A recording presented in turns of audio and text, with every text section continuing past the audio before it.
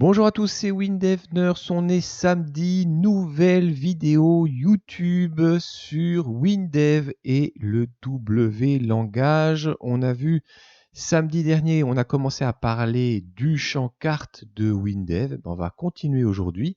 Mais avant de vous montrer d'autres fonctionnalités de ce champ carte, je vous rappelle que si vous aimez les vidéos, eh bien vous pouvez liker ou vous abonner à la chaîne. Vous pouvez aussi en parler. On est de plus en plus nombreux à être abonnés. Ensuite, vous avez à disposition les cagnottes Litchi et PayPal si vous souhaitez faire un don à la chaîne. Encore une fois, merci beaucoup à tous les donateurs qui ont déjà participé depuis l'existence de la chaîne. Et enfin, je vous rappelle que nous avons une offre d'abonnement chez FranceLink pour héberger votre site web dev. D'ailleurs, il n'y a pas que ça, vous pouvez aussi en fait héberger vos bases de données Hyperfile SQL client-serveur chez eux. Et avec le code WINDEVNERS qui apparaît à l'écran, eh bien, vous aurez 10% de réduction sur leur abonnement. Je gagne rien avec ça.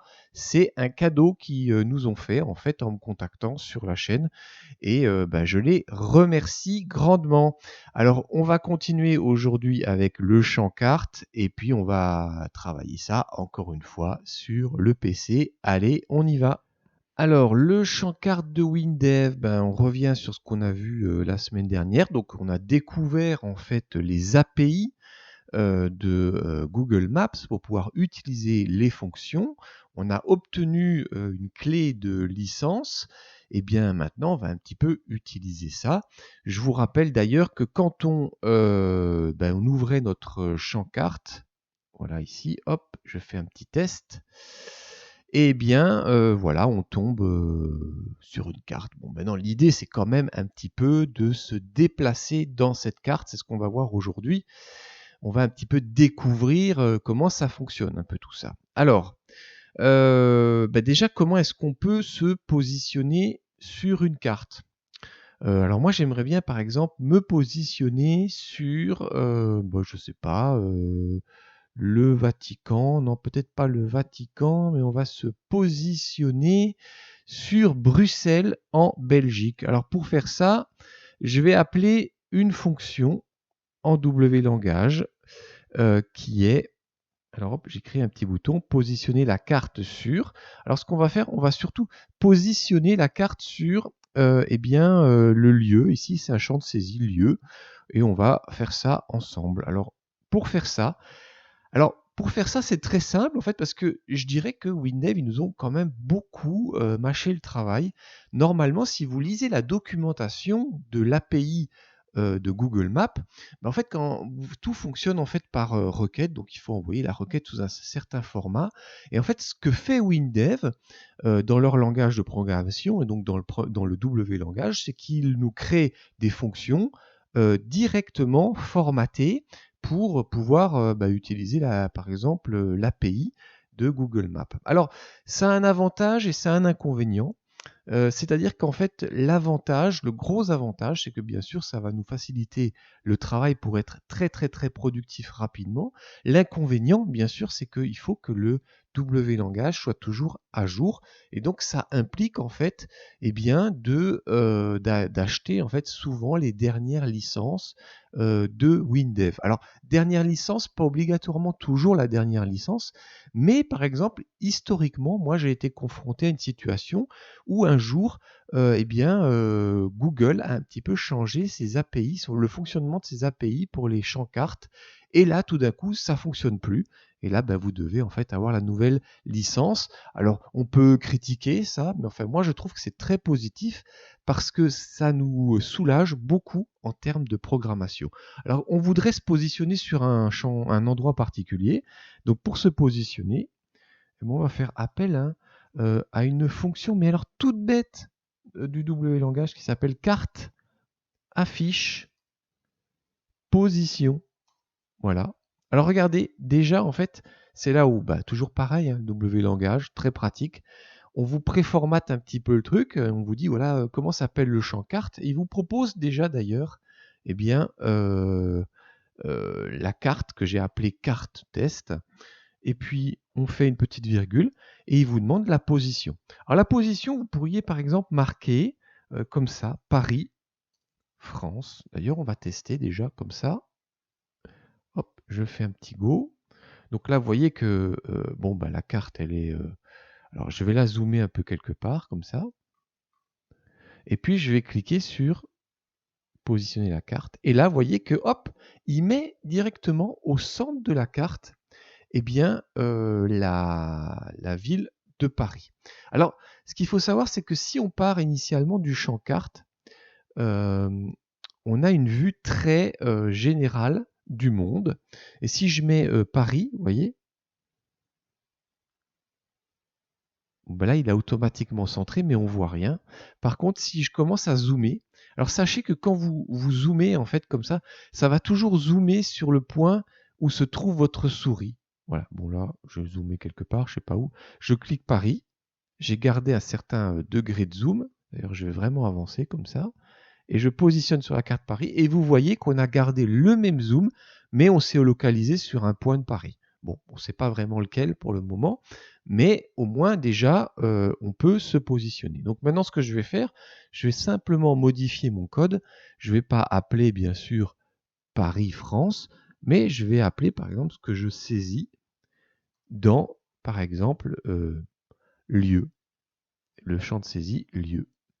Alors maintenant, si je mets, voilà, je lance mon appli, je vais mettre, par exemple, Bruxelles. Alors non, je vais même pas mettre ça, je vais mettre Chicago. Chicago, États-Unis. Vous voyez que j'ai même pas vraiment besoin de formater le nom du pays avec des majuscules. On va faire un petit test, on va lancer ça. Et hop, ça y est, bon, bah, il a localisé Chicago. Alors bien sûr, le zoom n'est pas bon.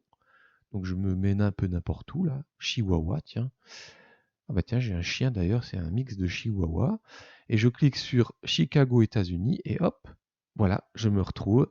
Et j'ai centré ma carte sur Chicago aux États-Unis. Alors bien sûr, voilà, moi j'habite pas très loin de Metz.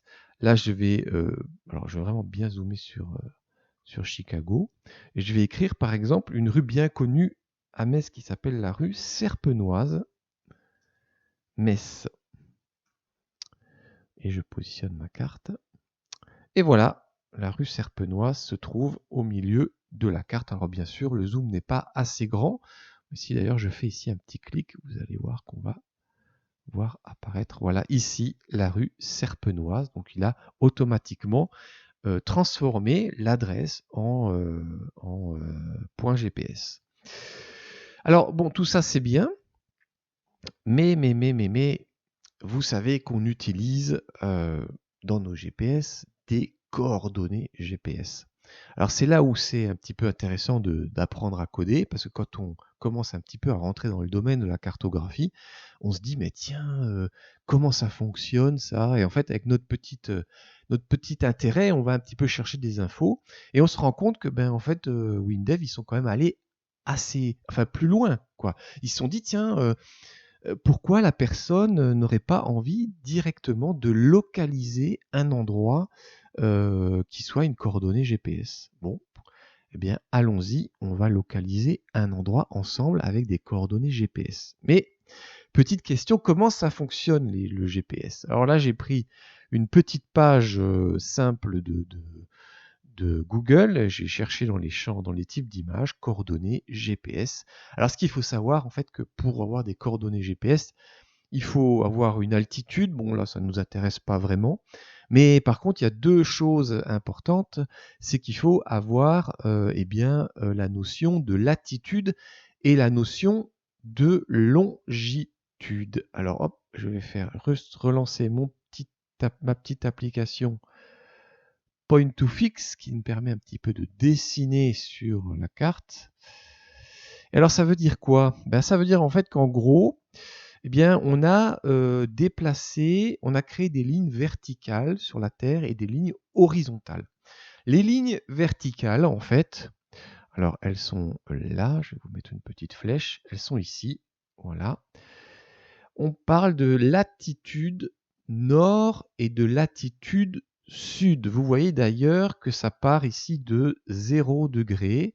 Et puis ici, ça monte à 30 degrés nord, 60 degrés nord. Et ça finit par une valeur qui est le 90 degrés nord. Ça veut dire en fait que globalement, on a une sorte d'aiguille qui se déplace comme ça et qui gère, on va dire, la notion de hauteur par rapport à l'équateur sur la planète Terre. Alors ça, c'est bien sûr, ça monte jusqu'à 90 degrés. On parle de nord et de sud. D'ailleurs, le sud est ici, vous le voyez. Hop, voilà. Ensuite, on parlera des latitudes sud. Voilà, Rio de Janeiro, c'est en latitude sud, par exemple. Et puis, évidemment, c'est, on va dire, presque à 30 degrés en latitude sud. Mais bien sûr, il n'y a pas que nord et sud. Il faut aussi pouvoir découper verticalement le globe terrestre. Et bien là, en fait, on a créé ce qu'on appelle la longitude. Voilà, la longitude qui part en fait d'un point zéro qui est là. Je vais vous le dessiner, il est ici, point 0. Et en fait, on décale à gauche ou à droite en termes de degrés. Alors c'est très pratique parce que jusqu'à l'arrière de la planète Terre, eh bien, on trouve 180 degrés. On ne peut pas dépasser 180 degrés, on ne peut pas avoir 185 degrés, parce que ça fonctionne comme la notion de latitude, c'est-à-dire qu'on se déplace en plus 5, 10, 15, 20 jusqu'à 180. Et puis, eh bien, on se déplace ensuite dans l'autre sens. Je vais en parler tout à l'heure. Alors, bien sûr, vous voyez que, par exemple, Paris, hop, si Paris, c'est à peu près ici, là, dans cette zone-là, voilà, eh bien, on est à plus 5, 6 degrés par rapport à cette ligne médiane. Cette ligne médiane, en fait, a été définie mondialement. C'est le méridien de Greenwich, en fait. Et puis, c'est aussi un peu de là que partent tous les fuseaux horaires sur la Terre, et on se décale par rapport à ce fuseau-là. Et ben on a fait à peu près la même chose pour les longitudes. Alors moi, j'ai fait un petit test. Voilà, je finis ça. Je retourne dans bien mon appli. Et puis maintenant, j'ai dit, tiens, je vais créer une, eh bien, un point. Alors, ces points, latitude, longitude, ça s'appelle en W langage une variable de type géoposition. Voilà, géoposition. Le type géoposition permet de manipuler des positions géographiques à l'aide des fonctions W langage de géolocalisation. Une position géographique, c'est ce que je vous ai dit, est déterminée par une latitude, une longitude et une date de mesure. Oui, il y a une date de mesure parce que ça fait appel aux règles de la relativité générale d'Einstein. Bon, on ne va pas rentrer dans les détails, mais si ça vous intéresse, vous pouvez regarder ça, comment fonctionnent les GPS et comment les GPS se calent dans le temps, parce qu'ils ne se déplacent pas à la même vitesse que nous pour faire le tour de la Terre. Donc il y a des petites notions à prendre en compte, c'est très complexe. Et on comprend en fait pourquoi, par exemple, pendant des orages électromagnétiques qui sont créés par des éruptions solaires, vous pouvez avoir des perturbations de la réception GPS. Bon, je ne vais pas aller plus loin, moi ça me passionne, mais faites un petit saut là-dessus, c'est vraiment très intéressant. Alors je vais créer par exemple une valeur, puisque c'est une variable, donc je vais appeler ma recherche, est une géoposition. Voilà, il me le propose. Et puis donc, bien sûr, les types de variables comme ça, ils ont une latitude et puis ils ont une longitude. Et bien sûr, je vais donner des valeurs à ça. Et par exemple, je vais marquer que c'est en latitude 48. Alors attendez, hop, je déplace mon petit truc là. Ça sera plus simple. Alors 48.69.088. Et là, je vais mettre 6.18.219. Alors, Kesako. Déjà, latitude et longitude, ce ne sont pas des valeurs de type chaîne que vous marquez. Pourquoi? Parce que si ça avait été le cas, on aurait mis en fait nos valeurs entre guillemets comme ça. Voilà, c'est pas le cas. Alors, quelles sont ces valeurs? Ces valeurs sont des réels. Voilà. Et si vous devez stocker d'ailleurs des points GPS dans un fichier de base de données, vous allez devoir installer des réels, sinon ça ne fonctionnera pas. Alors, ensuite, qu'est-ce qu'on comprend là? En fait, ça veut dire ici, dans cette valeur de latitude, qu'on est à 48, c'est sous-entendu, plus 48.69088, donc ce qui signifie que vous êtes dans des latitudes, je cherche ma petite flèche, de type nord. Donc vous êtes au nord de l'équateur. Et puis la longitude, je me déplace à droite, comme sur le petit dessin, on est donc à ici, c'est pareil, plus 6.18219. Et ça veut dire qu'on est dans des longitudes est. Voilà. Donc ça c'est bien, mais bon, maintenant on a une géoposition et on veut l'afficher. Bon, alors j'appelle ma fonction carte affiche position, voilà, le champ carte. Et qu'est-ce que je passe comme paramètre ici? Je vais passer ma recherche qui est la variable géoposition. Testons ce service tout de suite. Alors là, je vais volontairement un petit peu zoomer comme ça, toujours pareil. Sachez que ça garde toujours le dernier niveau de zoom. On va parler du zoom en fin de la vidéo, c'est pour bientôt. Simplement qu'aujourd'hui, je ne veux pas trop vous mettre d'informations parce qu'il y a un petit peu cette notion de géolocalisation à prendre en compte et à comprendre surtout. Alors, ok, bon maintenant, je clique sur mon bouton et vous voyez qu'au centre de la carte, qu'est-ce qu'on retrouve? Hop, hop, hop, où est-ce que j'ai localisé? Vous avez compris que là, hop, j'ai localisé la ville de Nancy qui se trouve en Lorraine. Alors maintenant, on va me dire, oui, ça c'est bien, donc on part de la droite à droite du méridien de Greenwich. Comment ça se passe si je veux aller à gauche? Si tu veux aller à gauche, c'est relativement simple. Je vous ai fait encore un petit code. Alors on va pas se casser la tête, on va utiliser le même pour le bouton, sauf qu'on va changer les valeurs. Et là, on va créer une valeur qui est 41.887.463. Et ici, je vais mettre moins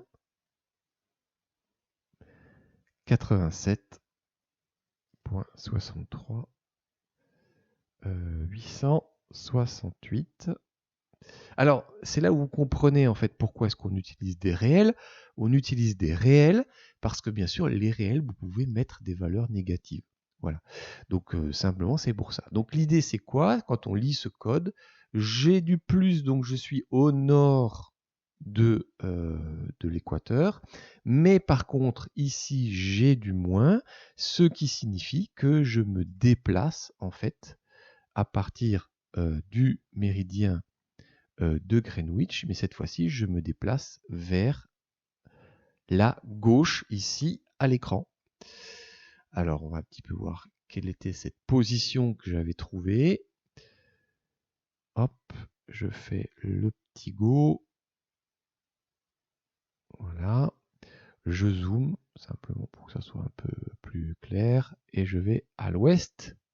Et là, on retombe sur Chicago. Donc effectivement, j'avais pointé sur la ville de Chicago aux États-Unis pour vous faire comprendre comment ça fonctionne. Alors vous allez dire, oui, mais alors comment on fait pour... Si par exemple, j'aimerais bien centrer une carte, mais moi, je n'ai pas le nom, je voudrais un point précis. C'est simple, hein. Vous allez dans Google Maps, vous allez par exemple localiser un point. Tiens, hop, hop, hop, hop. Alors moi, je dirais, tiens, hop, hop, je voudrais bien localiser ici le centre sportif, mais je veux localiser ici vraiment ce point près du restaurant. Eh bien, je positionne ma souris dessus, vous voyez, je zoome, je fais un clic droit et vous obtenez en fait ici eh bien, les coordonnées GPS. Alors, latitude, longitude, voilà. Et voilà, vous avez les valeurs que vous voulez passer. Voilà, vous les obtenez comme ça si vous voulez trouver un moyen. Alors ça, c'était bien. Maintenant, tout ça, on a vu que bon, quand on se positionne un peu, évidemment, quand je lance l'appli, c'est quand même assez, on est très loin, quoi. Moi, j'aimerais bien zoomer.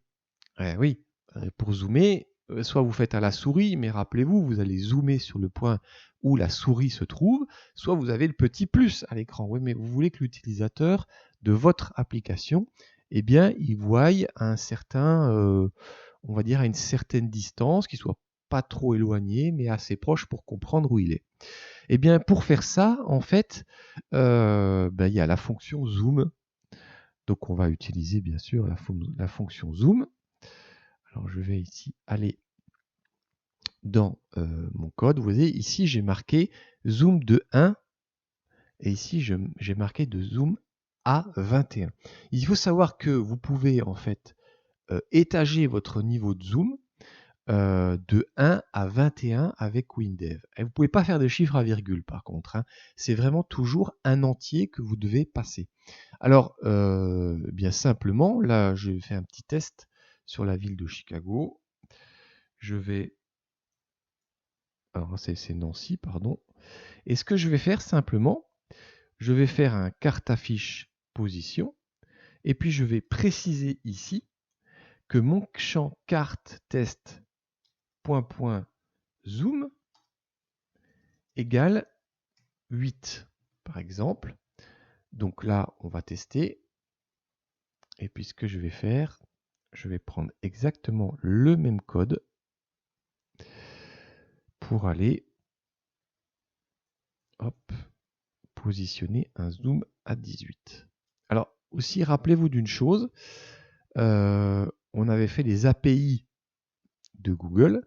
Quand vous faites un carte affiche position, vous lancez une requête. Hein. Donc, ça veut dire que vous consommez sur les $200 que Google Maps vous fournit gratuitement, entre guillemets, pour utiliser le service.